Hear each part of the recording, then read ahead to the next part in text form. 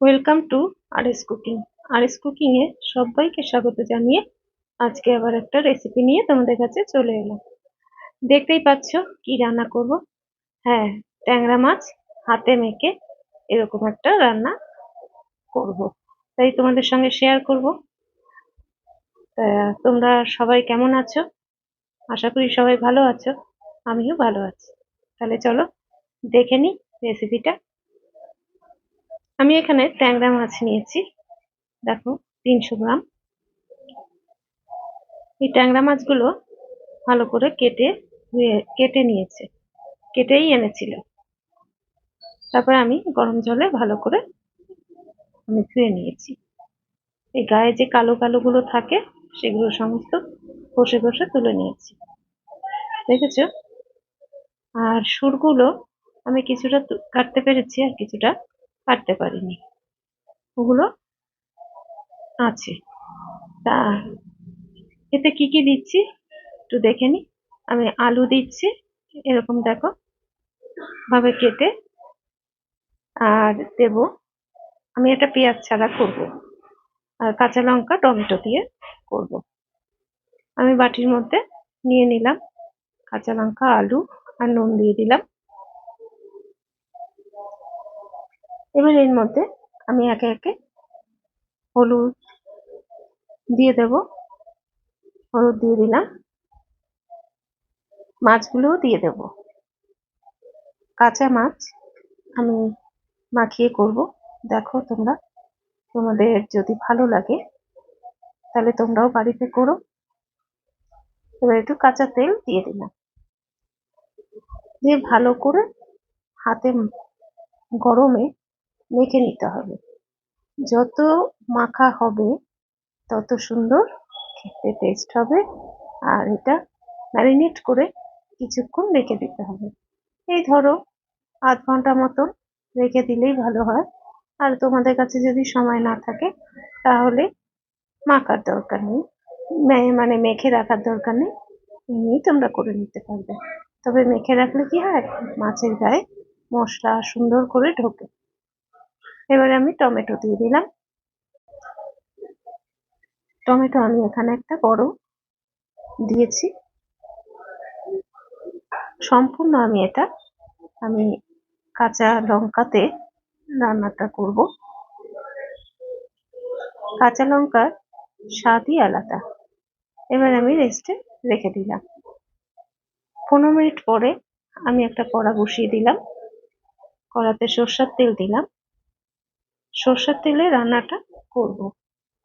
আমি মাখার সময় তেল দিয়েছিলাম, আর এখন তেল অল্পই দিলাম, কেননা খুব বেশি মাছ তো না, তেল বেশি লাগবে না। এই মাছটা রান্নাটা হেলদি এবং টেস্টি। খুব তেল মশলা খাওয়া তো ভালো না, তাই আমি অল্প তেলেই আজকে দেখাচ্ছি তোমাদের। আমি এখানে কালো জিরে দিয়ে দিলাম। কালো জিরেটা একটু বেশি পরিমাণে দিতে হবে, কালো জিরে সুন্দর একটু মুখে পড়বে, খেতে ভালো লাগবে। তোমরা যে যেখান থেকে দেখছো, যদি সাবস্ক্রাইব না করে থাকো, তোমাদের কাছে আমার অনুরোধ রইল তোমরা সাবস্ক্রাইব করে আমার পাশে থেকো, আর বেল বাটনটা প্রেস করে রেখো। এবারে দেখো আমি মাছটা দিয়ে দিলাম, চারিদিকে ছড়িয়ে দিলাম।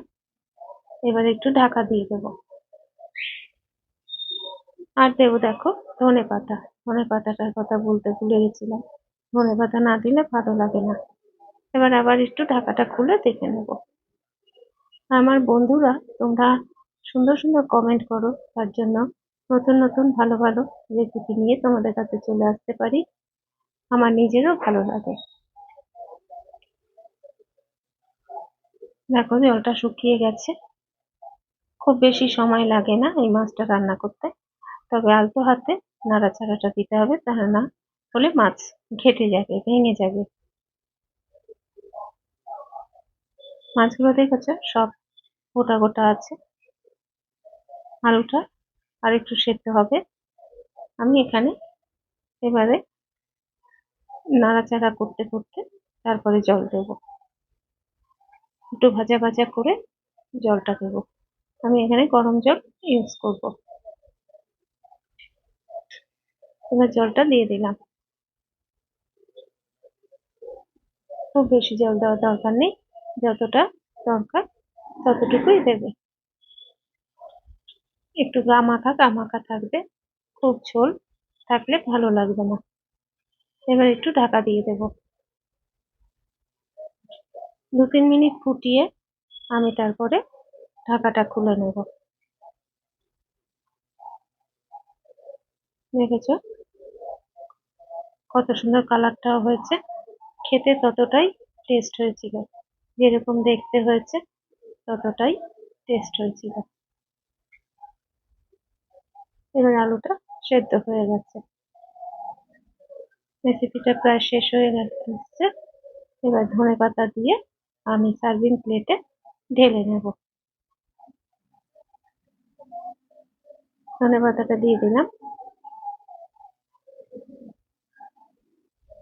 ধনেপাতা এরকম একটা ঝোলে ধনেপাতা না দিলে ভালো লাগে না, তবে এটা ধনেপাতা ছাড়াও তোমরা করে খেতে পারো, ভালো লাগবে। তবে ধনেপাতার সিজনে তো ধনেপাতাটা দিলে ভালো হয়।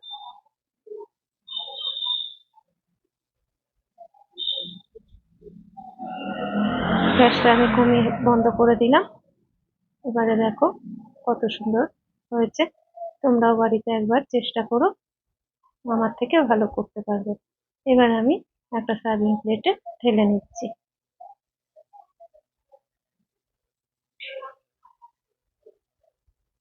তাহলে তোমাদের রেসিপিটা কিরম লাগলো আমাকে কমেন্টের মাধ্যমে জানিও। এটা তোমাদের কাছে অনুরোধ রইল।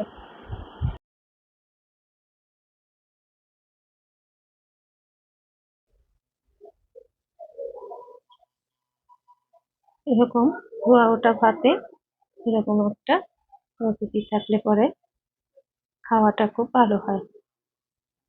তাহলে ভিডিওটা এতটুকুই থাক। সবাই ভালো থেকো, সুস্থ থেকো।